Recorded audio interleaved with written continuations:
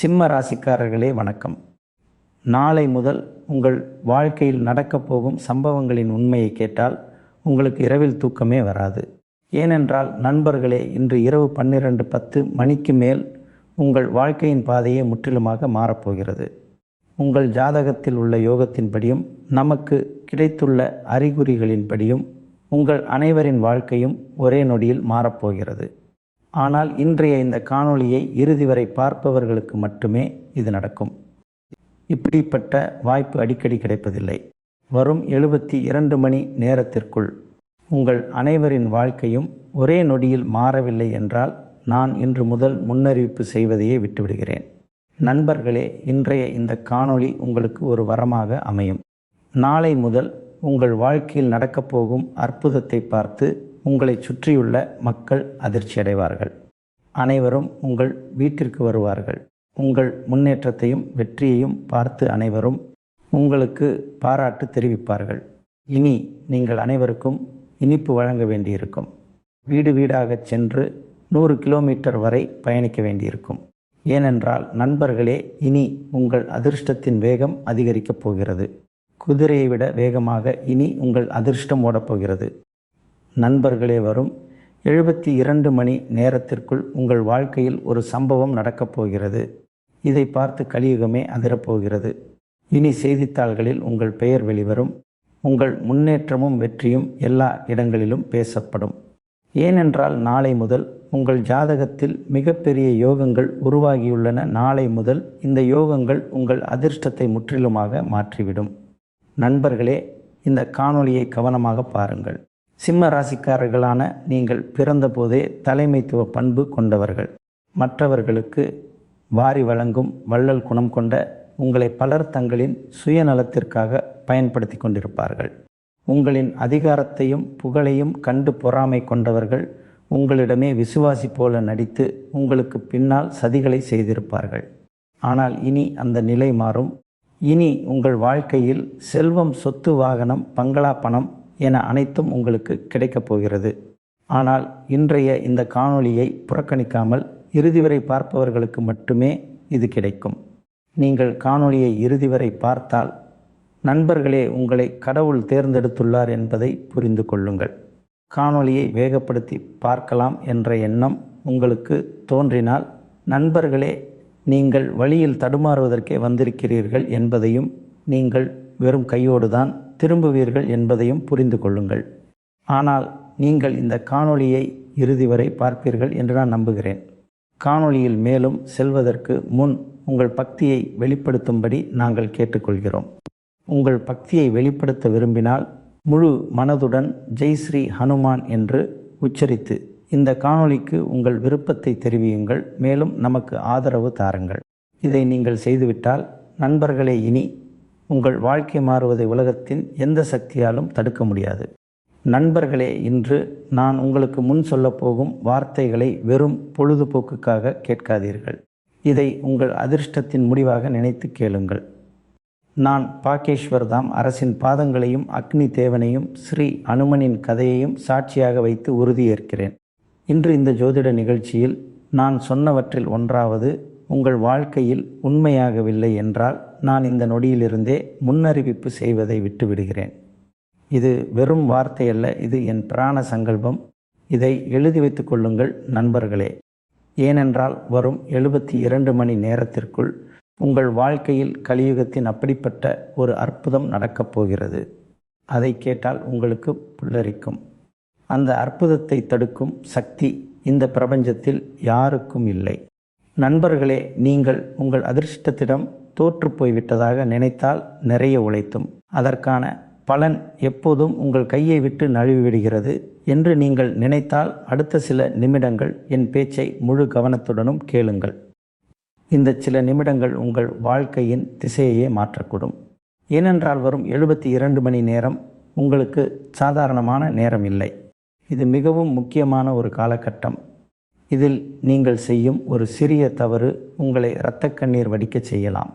அதே நேரம் நீங்கள் எடுக்கும் ஒரு சரியான முடிவு உங்களின் 7 தலைமுறைகளின் அதிர்ஷ்டத்தையே மாற்றலாம். இந்த காணொளியை பாதியிலேயே நிறுத்திவிட்டால் உங்கள் அதிர்ஷ்டத்தின் கதவை நீங்களே மூடிவிட்டீர்கள் என்று அர்த்தம். ஆனால் இறுதி வரை நீங்கள் இதை தொடர்ந்து பார்த்தால் உங்கள் வீட்டு வாசலில் மகிழ்ச்சியின் மேல தாளங்கள் ஒலிப்பதை யாராலும் தடுக்க முடியாது. உங்கள் ஜாதகத்தில் தற்போது ராஜயோகம், அமிர்த சித்தியோகம் மற்றும் மகா தாண்டவ யோகம் ஆகியவற்றின் அபூர்வமான சேர்க்கை உருவாகி வருகிறது. இது சுமார் 100 ஆண்டுகளுக்கு பிறகு தோன்றும் ஒரு அரிய நிகழ்வாகும். இந்த யோகங்கள் அவ்வளவு எளிதாக யாருடைய வாழ்க்கையிலும் செயல்படத் தொடங்குவதில்லை. இந்த காணொளியை பார்ப்பது வெறும் தற்செயல் அல்ல. இது ஒரு அறிகுறி. கடவுள் ஒருவருக்கு நன்மையை செய்ய தீர்மானித்துவிட்டால் முதலில் அவர்கள் காதுகளுக்கு செய்தியை அனுப்புவார். இன்று அதே செய்தி உங்கள் காதுகளை வந்தடைகிறது. நீங்கள் இதுவரை வந்திருக்கிறீர்கள் என்றால் இதை மகாதேவனின் திட்டமாக நினைத்து கொள்ளுங்கள். இது வெறும் தற்செயல் அல்ல, இது ஒரு அழைப்பு. இன்று நான் உங்கள் வாழ்க்கையோடு தொடர்புடைய 3 மகா உண்மைகளை வெளிப்படுத்தப் போகிறேன். அதை கேட்டால் உங்கள் ஆன்மாவே நடுங்கும். முதல் உண்மை, உங்களின் மறைந்திருக்கும் எதிரி அழிவது மற்றும் அவர்களின் உண்மையான முகம் வெளிப்படுவது தொடர்பானது. இரண்டாவது உண்மை, உங்களின் 7 தலைமுறைகளாக தொடர்ந்து வரும் வறுமை, அவமானம் மற்றும் கடனின் சங்கிலிகளை உடைக்கப் போகிறது. மூன்றாவது உண்மை மிகவும் ஆழமானது மற்றும் பயங்கரமானது. அதை கேட்பதற்கு முன் மனிதன் தன் மனதை உறுதிப்படுத்தி கொள்ள வேண்டும். ஏனென்றால் அது நேரடியாக உங்கள் வாழ்வுக்கும் மரணத்திற்கும் இடையில் தொங்கிக் கொண்டிருக்கும் அந்த கண்ணுக்கு தெரியாத ஆபத்தோடு தொடர்புடையது. அது இதுவரை உங்களை சூழ்ந்திருந்தது. இந்த 3 உண்மைகளையும் நான் வெறும் ஜோதிடராக அல்லாமல் கீதையை பின்பற்றுபவராகவும் உங்களிடம் சொல்கிறேன். பகவத்கீதையில் பகவான் கிருஷ்ணர் அர்ஜுனனிடம் சொல்கிறார், எழுந்திரு, விழித்துக்கொள், கடமையை செய், எங்கு அறியாமை இருக்கிறதோ அங்குதான் பயம் இருக்கும் என்று. இன்று நடக்கப் போகும் அனைத்தும் உங்களை பயமுறுத்துவதற்காக அல்ல, உங்களை விழிக்க செய்வதற்காகவே. நான் உங்களுக்கு கனவுகளை விற்க வரவில்லை. நான் உங்களுக்கு உண்மையை காட்ட வந்திருக்கிறேன். சில நேரங்களில் உண்மை மிகவும் வலி நிறைந்ததாக இருக்கும். ஆனால் அதே உண்மைதான் மனிதனை விடுவிக்கவும் செய்யும்.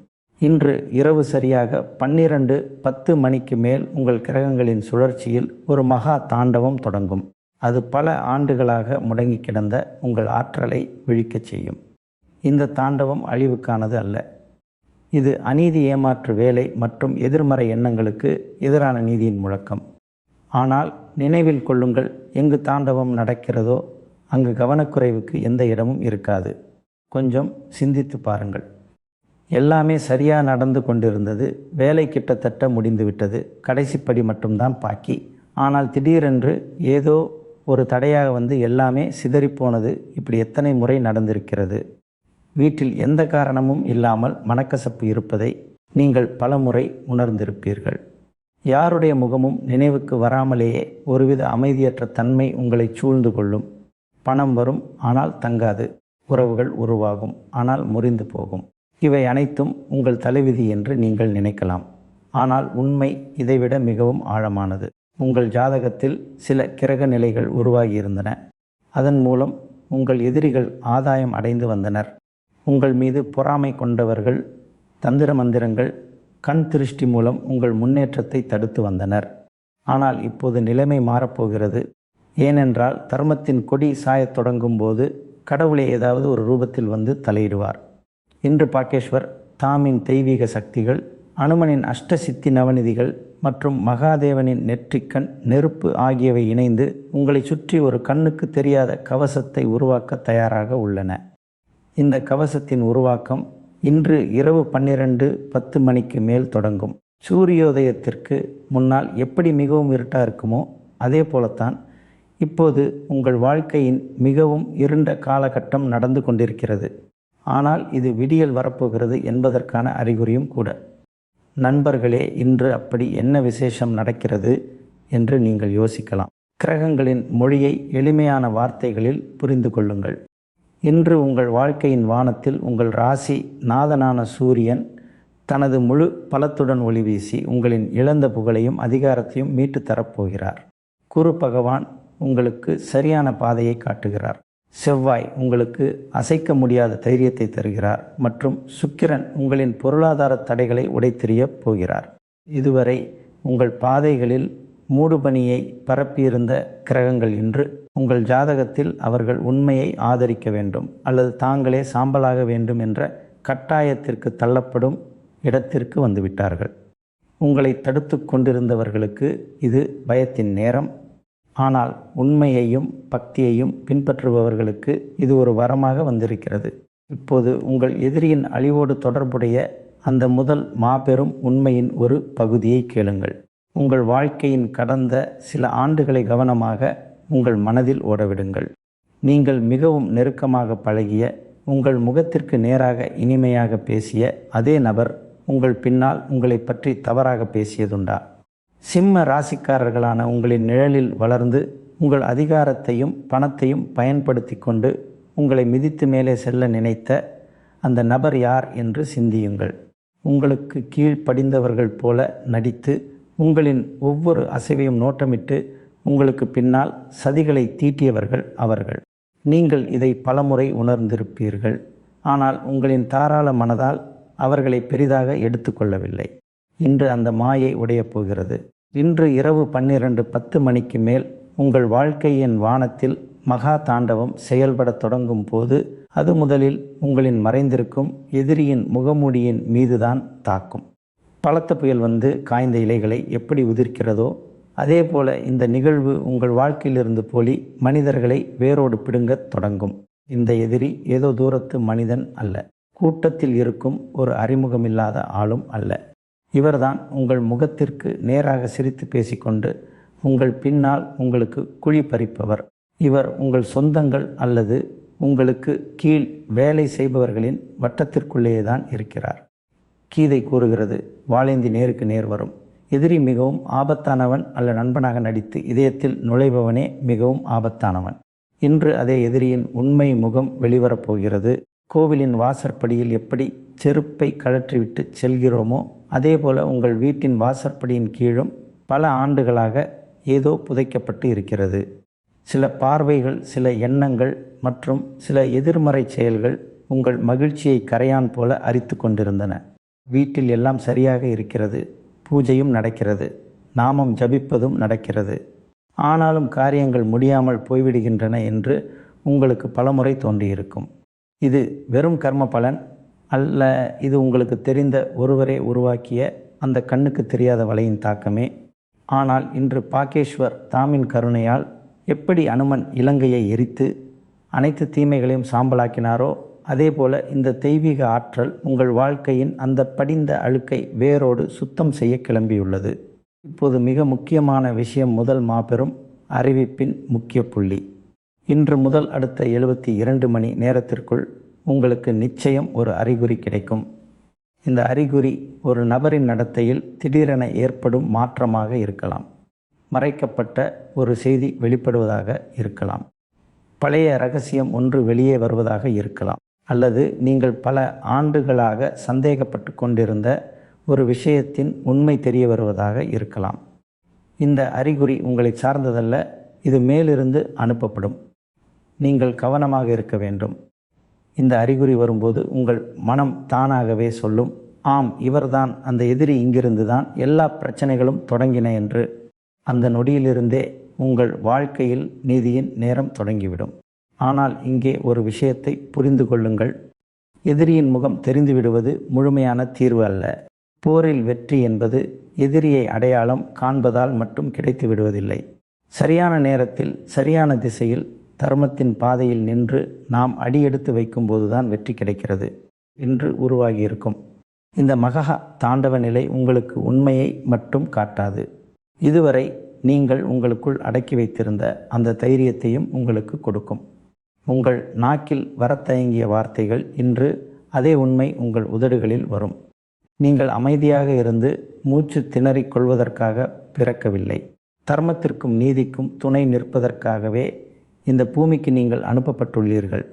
இந்த முதல் மாபெரும் சக்தி உங்கள் வாழ்க்கையில் செயல்படத் தொடங்கிவிட்டது. நேரம் 12:10 நெருங்கும் போது உங்களுக்குள் ஒரு கண்ணுக்கு தெரியாத அமைதியின்மையை, ஒரு சலசலப்பை நீங்கள் உணர்வீர்கள். பயப்பட வேண்டாம், இது பயம் அல்ல, இது உங்கள் இருப்பின் விழிப்புணர்வு.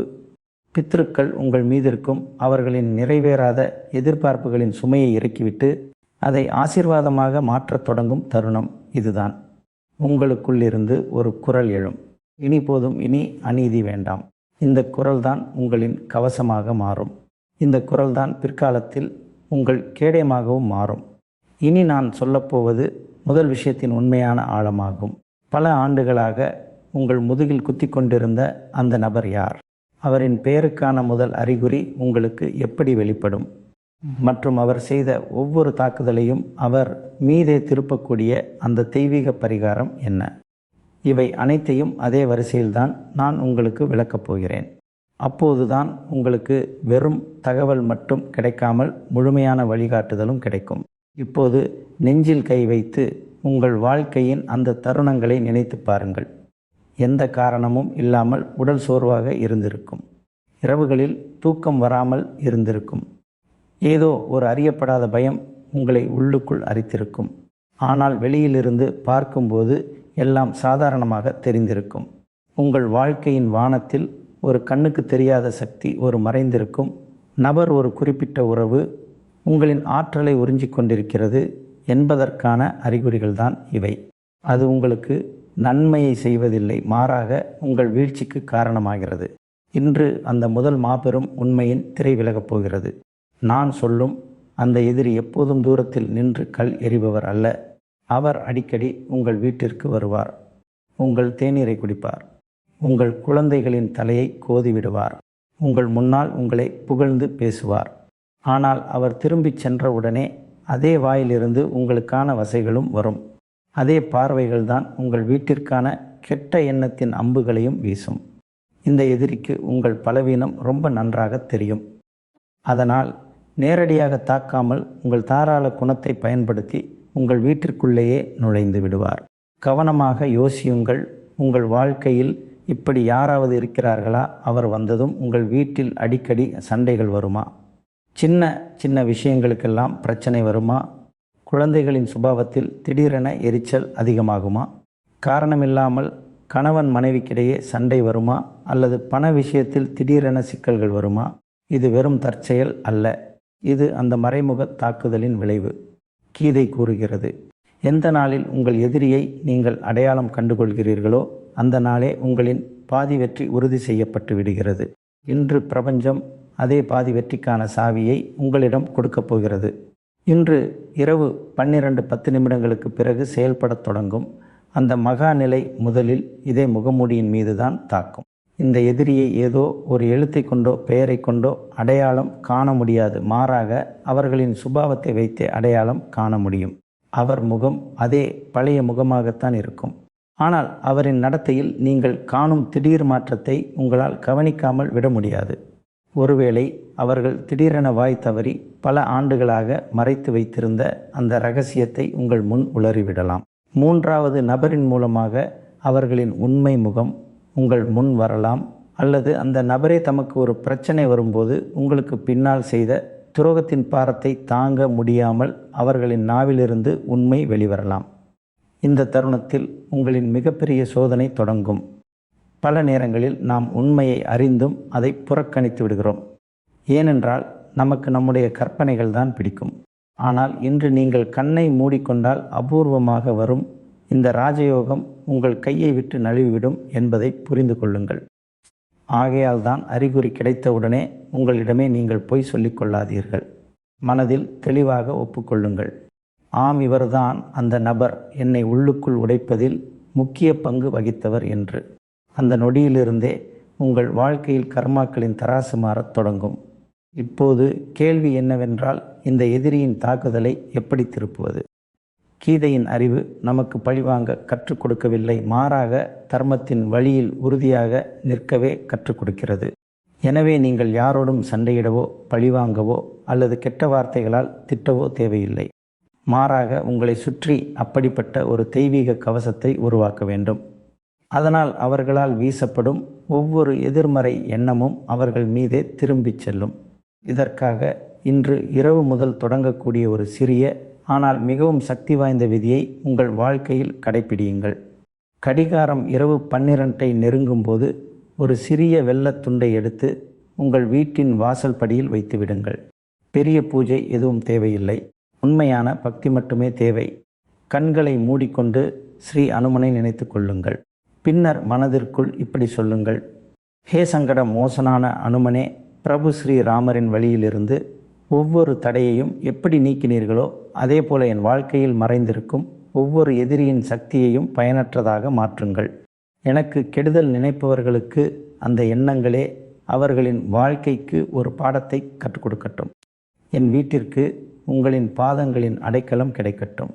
அந்த வெள்ளத்துண்டை மறுநாள் காலையில் எடுத்து யாரும் கால்படாத இடத்தில் அல்லது செடிகளில் போட்டு விடுங்கள். சில கணங்கள் ஆழ்ந்த மூச்சை இழுத்துவிட்டு உங்கள் கவனத்தை இதயத்தின் மீது குவியுங்கள். அதன் பிறகு உங்கள் வீட்டின் வாசலுக்கு அருகில் உட்புறமாக நின்று ஒருமுறை முழு பக்தியோடு கைகளை கூப்பி 3 முறை இந்த உறுதிமொழியை எடுங்கள். என் வீட்டிற்குள் யார் நுழைந்தாலும் அவர்கள் நல்ல எண்ணங்களோடு மட்டுமே வர வேண்டும். கெட்ட எண்ணத்தோடு வருபவர்களின் தீய நோக்கங்கள் இந்த வாசலிலேயே அழிந்து போகட்டும்.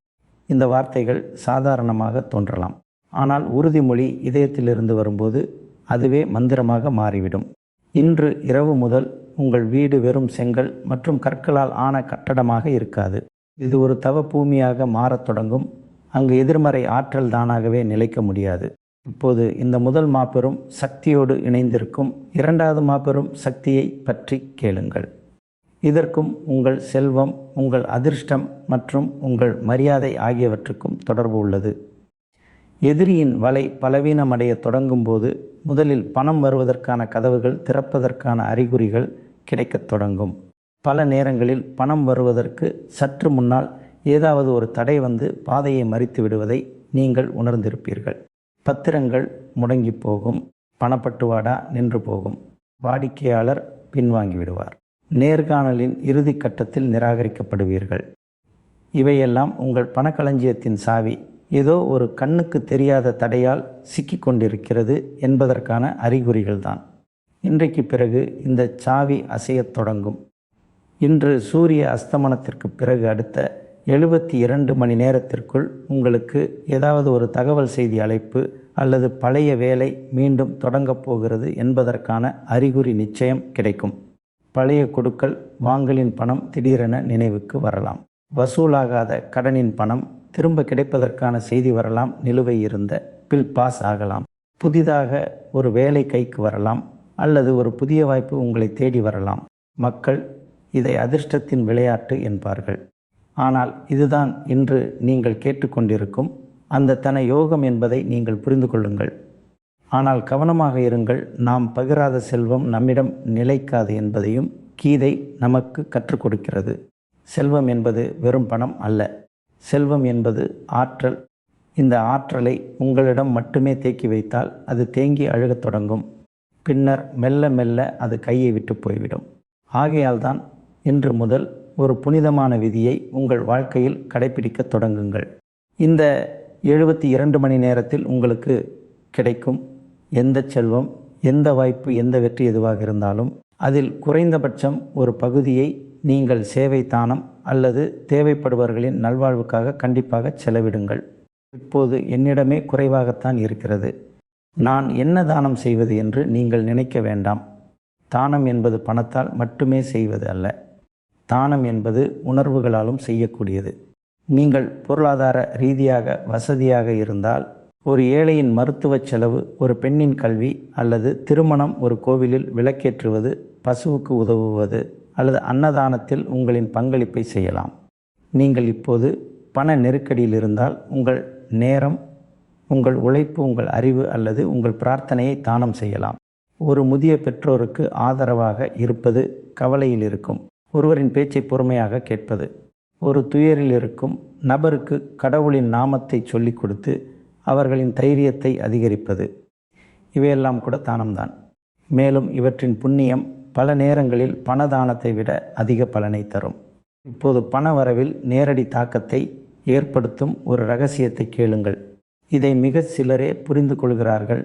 உங்கள் வீட்டின் வடகிழக்கு பகுதி, அதாவது ஈசானிய மூலை, இது வாஸ்து மொழியில் ஒரு திசை மட்டுமல்ல. இது உங்கள் வீட்டின் ஆற்றல் உள்வரும் வாசல். இங்கிருந்துதான் தெய்வீக சக்தி நுழைகிறது. இந்த மூலை எப்போதுமே அசுத்தமாக இருந்தால், அங்கு பயன்படாத பொருட்கள், காலணிகள், குப்பைகள், உடைந்த பாத்திரங்கள் அல்லது தேவையற்ற பொருட்கள் கிடந்தால் நீங்களே செல்வம் மற்றும் அதிர்ஷ்டத்தின் ஆற்றல் வரும் வழியை அடைத்து விட்டீர்கள் என்று அர்த்தம். எனவே இன்று உங்களுக்கு நேரம் கிடைக்கும்போது முதலில் இந்த மூளையை சுத்தம் செய்யுங்கள். அங்கு பெருக்கி துடைத்துவிட்டு முடிந்தால் சிறிது கங்கை நீர் அல்லது சுத்தமான நீரை தெளித்து விடுங்கள். எந்த பெரிய ஆரவாரமும் தேவையில்லை. சுத்தமும் தூய்மையான எண்ணமும் மட்டுமே வேண்டும். அங்கு ஒரு சிறிய செம்புத்தட்டில் சிறிது கோதுமை தானியங்களை வைத்து அதன் மீது ஒரு நாணயத்தை வையுங்கள். மனதிற்குள் லட்சுமி நாராயணனின் பெயரை உச்சரித்து இதை மட்டும் சொல்லுங்கள். ஹே நாராயணா, ஹே அன்னை லட்சுமி, என் வீட்டின் இந்த மூலையிலிருந்து அனைத்து சோம்பலையும் வறுமையையும் எதிர்மறை ஆற்றலையும் நீக்கிவிட்டு உங்களின் அருள் பாதங்களை இங்கே நிலைநிறுத்துங்கள். இதை நீங்கள் செய்யும்போது உங்களுக்குள்ளேயே ஒரு லேசான உணர்வு தோன்றும். பல ஆண்டுகளாக சுமந்திருந்த பாரத்தை யாரோ இறக்கி வைத்தது போல் இருக்கும். நினைவில் கொள்ளுங்கள், செல்வம் கடின உழைப்பால் மட்டுமல்ல நல்லெண்ணத்தாலும் ஈர்க்கப்படுகிறது. நீங்கள் எவ்வளவு அதிகமாக மற்றவர்களின் நன்மைக்காக நினைக்கிறீர்களோ, எவ்வளவு அதிகமாக உண்மையுடனும் நேர்மையுடனும் உங்கள் வேலையை செய்கிறீர்களோ, அவ்வளவு வேகமாக உங்கள் தன யோகத்தின் இன்ஜினில் எரிபொருள் நிரம்பிக்கொண்டே இருக்கும். இதனால்தான் பல நேரங்களில் குறைவான படிப்பறிவு கொண்ட ஆனால் உண்மையான மனிதர்கள் திடீரென மிகவும் உயர்ந்து விடுகிறார்கள். ஆனால் மிகவும் புத்திசாலியான மனிதர்கள் அங்கேயே தங்கிவிடுகிறார்கள். இது வெறும் அதிர்ஷ்டம் அல்ல, இது உள்ளிருக்கும் நோக்கமும் மேலிருந்து கிடைக்கும் கிருபையும் சேர்ந்த ஒரு சமன்பாடு. இப்போது இரண்டாவது மாபெரும் சக்தியின் ஆழம் இங்கிருந்து தான் தொடங்குகிறது. இன்று இரவு 12:10 பிறகு முதல் அடுத்த 72 மணி நேரம் வரை உங்களுக்கு கிடைக்கும் எந்த வாய்ப்பையும் சாதாரணமாக எடுத்துக்கொள்ளாதீர்கள். எந்த ஒரு அழைப்பு, எந்த ஒரு குறுஞ்செய்தி, எந்த ஒரு சந்திப்பு ஏதேனும், பழைய வேலை மீண்டும் தொடங்குவதற்கான முன்மொழிவு ஏதேனும், ஒரு சிறிய வியாபார யோசனை பகுதி, நேர வேலை அல்லது ஏதாவது உறவினர் நண்பர் கொடுத்த அறிவுரை, இவை அனைத்தும் பிரபஞ்சம் அனுப்பிய வாய்ப்புகளின் கதவுகள். நீங்கள் செய்ய வேண்டியதெல்லாம் பயத்தையும் சோம்பலையும் நீக்கிவிட்டு விழிப்புணர்வு மற்றும் பிரார்த்தனையின் வெளிச்சத்தில் அந்த கதவை அடையாளம் காண வேண்டும். இப்போது விஷயம் மெல்ல மெல்ல அந்த இடத்தை வந்தடைகிறது. அங்குதான் மூன்றாவது மற்றும் மிக ஆழமான மகா அறிவிப்பு தனது உருவத்தை எடுக்கிறது. இந்த அறிவிப்பு வெறும் பணத்துடனோ அல்லது எதிரியுடனோ மட்டும் சுருங்கிவிடாது. இது உங்கள் மூச்சு, உங்கள் ஆரோக்கியம், உங்கள் வீட்டின் உயிர் மற்றும் இதுவரை உங்களுக்கு பின்னால் அமைதியாக நின்று கொண்டிருந்த உங்களை சூழ்ந்துள்ள அந்த கண்ணுக்கு தெரியாத ஆபத்து ஆகியவற்றுடன் தொடர்புடையது. இந்த கண்ணுக்கு தெரியாத நிழலிலும் கூட தெய்வீகத்தின் கதிர் விழப்போகும் நேரம் வந்துவிட்டது. இப்போது அந்த மூன்றாவது மற்றும் மிக ஆழமான மகா அறிவிப்பை பற்றி பேசுவதற்கான நேரம் வந்துவிட்டது. இது இதுவரை திரைக்கு பின்னால் இருந்து கொண்டு உங்கள் வாழ்க்கையில் அதிக தாக்கத்தை ஏற்படுத்தி வந்திருக்கிறது. நீங்களே சிந்தித்து பாருங்கள், பணப்பற்றாக்குறை மட்டும்தான் பிரச்சனையா என்ன? பணம் இருந்தாலும் அமைதி இல்லாத வீடுகள் எத்தனை இருக்கின்றன? யாராவது ஒருவருக்கு தொடர்ந்து உடம்பு சரியில்லாமல் போகும். மருந்து மேல் மருந்து சாப்பிடுவார்கள், ஆனால் நோய் ஏதோ ஒரு ரூபத்தில் திரும்ப வந்துவிடும். ஒருவரின் வழக்கு பல ஆண்டுகளாக நீதிமன்றத்தில் சிக்கியிருக்கும். ஒருவருக்கு தங்களுக்கு மிகவும் நெருக்கமானவர்களை பிரிந்து உள்ளுக்குள்ளேயே உடைந்து போயிருப்பார்கள். ஒருவரின் மனதில் திடீரென எதிர்மறை எண்ணங்கள் வந்து வாழும் ஆசையே குறைந்துவிடும். இவையெல்லாம் வெறும் தற்செயல் நிகழ்வுகள் அல்ல. உங்கள் மீது ஒரு ஆழ்ந்த ஆன்மீக அழுத்தம், ஒரு கண்ணுக்கு தெரியாத ஆபத்து உங்களை சுற்றி அமைதியாக பரவி இருக்கிறது என்பதற்கான அறிகுறிகள்தான் இவை. ஜோதிட ரீதியாக பார்த்தால் பல நேரங்களில் கிரகங்களின் அமைப்பு ஆன்மீக தடைகளை உருவாக்கி வாழ்க்கையை சுற்றி ஒரு வளையத்தை விடும்படி அமைந்திருக்கும். இவை எப்போது மரணம் வரை கொண்டு செல்வதில்லை, ஆனால் ஒரு மனிதனை எல்லா விதத்திலும் உள்ளுக்குள் உடைத்து விடுகின்றன. யாரோ ஒருவர் மேலிருந்து தன்னுடைய சந்தோஷங்களை எல்லாம் பூட்டி வைத்திருப்பதைப் போல அந்த மனிதன் உணர்வான். இப்போது செயல்படத் தொடங்கும் அந்த மூன்றாவது மாபெரும் சக்தி இதே பூட்டின் சாவியை எடுத்துக்கொண்டு உங்கள் வாழ்க்கையின் கதவில் நிற்கிறது. இன்று இரவு கடிகாரம் 12:10 பிறகு புதிய நேரத்தை எழுதத் தொடங்கும் அந்த தருணத்திலிருந்து அடுத்த சில மணி நேரங்கள் உங்களுக்கு மிகவும் நுட்பமான ஆனால் தீர்க்கமானவையாக இருக்கும்.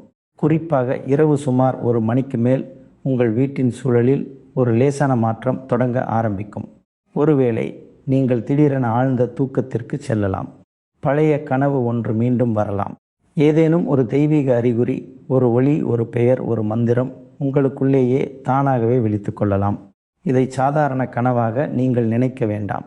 உங்களுக்காக மேலிருந்து ஒரு புதிய அத்தியாயம் எழுதப்படும் தருணம், அது. ஆனால் கடவுளின் கருணையும் யார் தானாகவே ஒரு படி எடுத்து வைக்கிறார்களோ அவர்களின் தலை மீதே நிலைத்திருக்கும். கீதையில் பகவான் தெளிவாக கூறுகிறார், தெய்வீகமும் மனித முயற்சியும் இரண்டும் சேர்ந்தே பலனை தருகின்றன. விதியை மட்டுமே நம்பியிருப்பவன் அங்கேயே தங்கிவிடுகிறான். ஆனால் யார் அந்த சிறிய சரியான அடியை எடுத்து வைக்கிறானோ அவனின் படகை கடவுளே கரை சேர்க்கிறார்.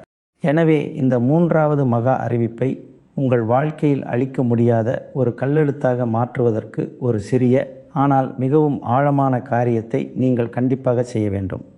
இன்று மாலை கடந்து இரவு நெருங்கும் போது தூங்குவதற்கு முன் உங்கள் வீட்டின் பூஜை அறைக்கு அல்லது தினமும் நீங்கள் வணங்கும் அந்த மூலைக்கு செல்லுங்கள். அங்கு ஒரு மண் விளக்கில் நல்லெண்ணெய் அல்லது நெய் ஊற்றி அதில் ஒரு சிட்டிகை சிவப்பு நிற குங்குமத்தை போட்டு தீபம் ஏற்றுங்கள். விளக்கை ஏற்றுவதற்கு முன் உங்கள் மனதை அமைதிப்படுத்தி கொள்ளுங்கள். 2 முறை ஆழ்ந்த மூச்சை இழுத்துவிட்டு மனதிற்குள் இப்படி சொல்லுங்கள், ஹே மகாதேவா, ஹே சங்கட மோசனான அனுமனே, ஹே பாகேஸ்வர் தாமின் ஒவ்வொரு கணமும் விழித்திருக்கும் கடவுளை, இன்றைய இந்த இரவை என் வாழ்க்கையின் புதிய பிறப்பாக மாற்றுங்கள்.